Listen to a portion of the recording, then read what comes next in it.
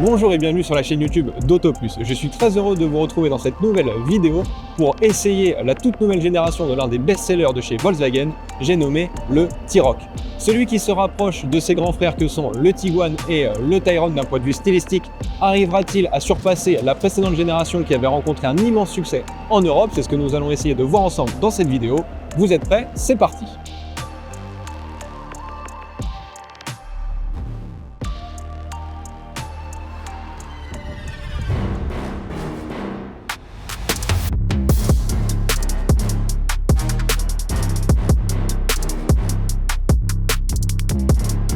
Et on commence tout de suite avec les évolutions concernant le design de cette nouvelle génération. Globalement, bien que les évolutions soient quand même assez marquées, ce T-Roc reste bel et bien un T-Roc. Il conserve sa silhouette générale malgré qu'il est pris en embonpoint. Vous avez plus 122 mm concernant sa longueur, il atteint désormais 4,37 m et plus 28 mm concernant son empattement. Pour le reste, ce T-Roc mesure 1,83 m de large et 1,57 m de haut. Ce T-Roc reprend les codes stylistiques des nouveaux modèles de la marque avec des lignes qui sont quand même épurées et résolument modernes. Sur la face avant qui est quand même assez agressive, vous avez des feux Matrix LED qui seront proposés en option, reliés par un bandeau de LED ainsi que le logo de la marque qui est désormais illuminé. Et sur la partie basse, qui est quand même elle aussi assez agressive, vous avez des grosses entrées en forme de losange qui vient vraiment apporter beaucoup de caractère à l'ensemble. De profil, on remarque vraiment la ressemblance avec la précédente génération, avec notamment cette ligne de toit fuyante à l'arrière. Les designers ont ajouté un élément qui était présent sur le nouveau Tiguan ainsi que sur le nouveau Tayron. C'est ce petit élément juste ici que les designers appellent une crosse de hockey et qui vient vraiment asseoir visuellement la voiture à l'arrière. Et sur notre modèle du jour, nous avons droit à des jantes de 20 pouces, ce qui est inédit sur un T-Roc. À voir désormais comment ce choix va affecter ou non la conduite une fois que nous serons sur la route. À l'arrière, il reprend les mêmes codes qu'à l'avant avec ce bandeau de LED qui vient relier les deux feux entre eux, des feux qui adoptent une signature lumineuse entièrement personnalisable dans l'écran central du modèle. Vous avez encore le logo de la marque qui est illuminé. Pour le reste, vous avez le nom du modèle qui est écrit en toutes lettres au centre de la malle du coffre, ainsi qu'un béquet arrière au-dessus de la lunette en couleur carrosserie et qui vient vraiment apporter beaucoup de caractère à l'ensemble. Un T-Roc qui assume désormais pleinement son style de SUV. Profitons d'être à l'arrière pour évoquer le volume du coffre. Sachez que ce nouveau T-Roc propose 475 litres en configuration normale et jusqu'à 1350 litres une fois que la banquette arrière est rabattue. Là encore, c'est une belle évolution par rapport à la précédente génération. Un T-Roc qui répond désormais encore un peu plus aux besoins des familles. Une fois à bord, c'est vrai que vous avez quand même une présentation qui est quand même ultra minimaliste à l'image de ce qu'on peut retrouver dans les différents modèles de la gamme de chez Volkswagen. Quand on s'installe à bord, ce qui saute aux yeux tout de suite, c'est cet immense écran d'une taille comprise entre 10,4 et 12,9 pouces suivant les finitions. Dans cette finition Airline, justement, nous avons droit à un écran de 12,9 pouces. Étant donné que vous avez quand même très peu de boutons physiques à l'intérieur de l'habitacle, cet écran vous permettra d'absolument tout paramétrer à bord du modèle.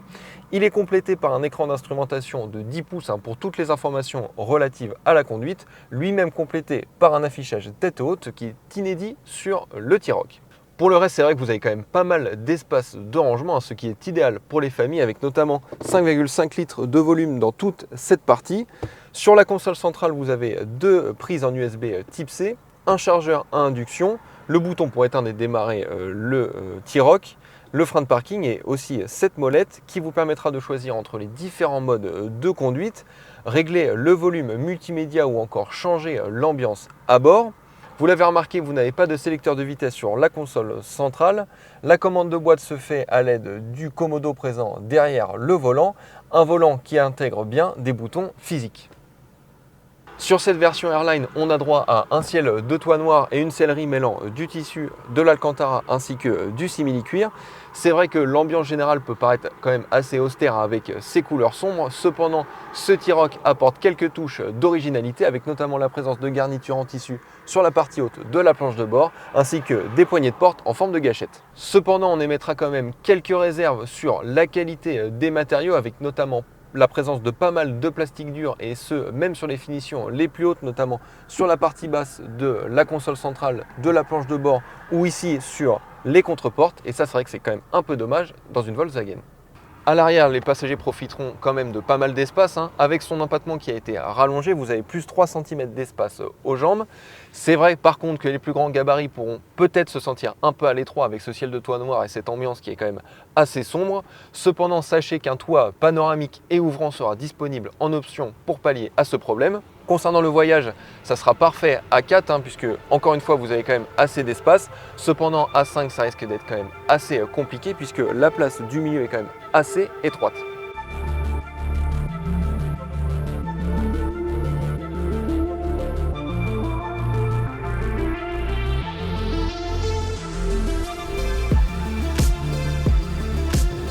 On le savait depuis sa présentation, Volkswagen a décidé d'arrêter le moteur diesel sur son T-Roc.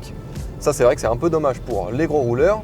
Au lancement de ce T-Roc, vous aurez deux motorisations qui sont des motorisations hybrides grâce à une micro-hybridation et à l'ajout d'une petite batterie de 48 volts. Deux niveaux de puissance seront disponibles, à savoir 116 et 150 chevaux. Mais la grosse nouveauté, c'est l'ajout à l'été 2026 de deux motorisations full hybrides, à l'instar de ce qu'on peut retrouver chez Renault. Deux niveaux de puissance, là encore, seront proposés, 136 et 170 chevaux. Et ça, ce n'est pas simplement une nouveauté pour la marque en tant que telle, mais bien une nouveauté pour tout le groupe Volkswagen. Ça, ce sont des motorisations que nous allons essayer sur la chaîne et que nous avons hâte de vous présenter. Dans cette version d'essai, nous sommes en présence de la version de 150 chevaux. Si le T-Roc de première génération faisait appel aux 3 cylindres pour les premiers niveaux de motorisation, ce n'est plus le cas sur cette nouvelle génération puisque même sur la version 216 chevaux, nous aurons droit à un 4 cylindres. Sachez également que toutes ces motorisations seront couplées à la boîte automatique DSG à 7 rapports. Une boîte qui sera d'office proposée sur ces motorisations. Et ça vous donne un ensemble qui est quand même ultra souple et très agréable à emmener au quotidien. Vous n'avez presque aucun à-coup. Alors presque aucun à-coup puisque c'est vrai que quand vous augmentez le rythme, vous avez quelques à-coups provenant de la boîte de vitesse, mais rien de rédhibitoire dans ce domaine, je vous rassure. Alors certes, vous avez moins ce panache du 3 cylindres, mais ce n'est pas vraiment ce qu'on demande à ce T-Roc. Ne vous attendez surtout pas à une machine à sensation puisque que ce soit dans les réglages du châssis, des suspensions ou encore de l'agrément moteur, vous avez une auto qui est avant tout tournée vers le confort et ça c'est vraiment une grosse différence par rapport au T-Roc de première génération. Alors certes, les mouvements de caisse sont assez contenus, même si vous avez de temps en temps quelques mouvements de flottement, ça c'est vraiment la grosse différence avec le T-Roc de première génération. Globalement, cette nouvelle génération est quand même moins affûtée en termes de comportement. Mais le point positif, c'est que cette version d'essai est équipée de jantes en 20 pouces. On avait un peu peur que c'est un incident vraiment sur le confort à bord de ce T-Roc, mais finalement il n'en est rien. Et ça c'est quand même un très gros point positif pour cette nouvelle génération. Concernant le moteur et sa puissance de 150 chevaux, c'est suffisant au quotidien, que ce soit en ville ou encore sur la route. Vous n'aurez aucun souci au niveau des relances. Alors certes, encore une fois, nous ne sommes pas en présence d'une voiture qui se veut sportive, mais cette voiture fait le job au quotidien. Et le principal avantage de cette motorisation hybride, c'est que ce T-Roc est quand même assez sobre, puisqu'il ne demande qu'en moyenne aux alentours des 6 litres au 100 km en cycle WLTP. Et sur la balance, son poids a été mesuré sous la barre des 1,5 tonne. Mais bien évidemment, pour tout ce qui est des mesures de consommation, nous allons attendre les mesures de notre labo d'experts pour en avoir le cœur net.